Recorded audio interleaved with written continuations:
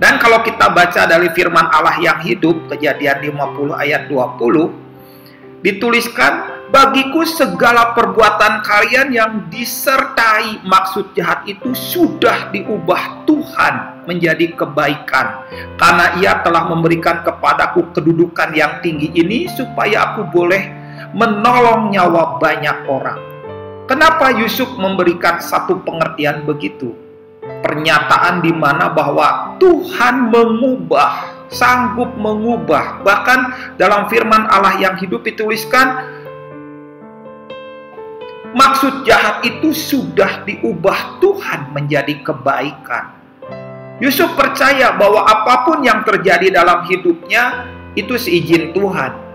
Peristiwa apa yang terjadi dalam hidupnya itu nggak gampang. Ketika dia ditangkap, dilucuti, dibuang ke dalam sumur, lalu dijual sebagai seorang budak, lalu di dalam rumahnya Potifar pun diganggu oleh istri Potifar. Ada difitnah, lalu dijebloskan ke dalam penjara dan nggak jelas, nggak tahu kapan dia keluar. Tapi ada satu perkara, Yusuf mampu melihat rencana Tuhan.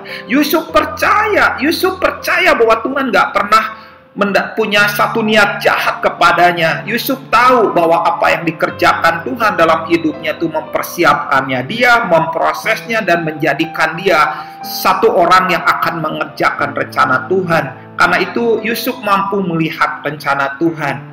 Karena itu saudara, belajar dari ayat ini membuat hati kita menjadi paham bahwa segala sesuatu itu mendatangkan kebaikan bagi kita.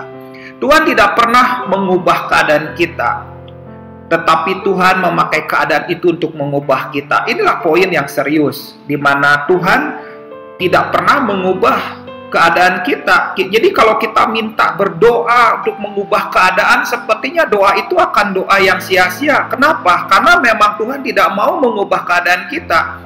Lalu apa yang mau Tuhan lakukan terhadap keadaan itu? Tuhan ingin memakai keadaan itu untuk mengubah kita. Makanya keadaannya nggak berubah, tapi kitanya yang berubah. Hati kita jauh lebih bisa melihat pekerjaan Tuhan, rencana Tuhan yang utuh, melihat persiapan Tuhan, melihat apa yang Tuhan bangun, dan itu kita mengerti bahwa segala sesuatu mendatangkan kebaikan dan tidak ada niat jahat Tuhan dalam hidup kita. Itu yang luar biasa, saudara. Terus saya juga punya satu pengertian baru yang Tuhan taruhkan dalam hati saya, yaitu bukan apa yang terjadi kepada kita yang penting, bukan apa yang terjadi, apa yang kita saat ini mengalami, hati kita terkoyak, berdarah-darah, terluka, menangis, meraung-raung karena kita terhempas, kita hilang, kita benar-benar menjadi orang pengembara yang gak jelas.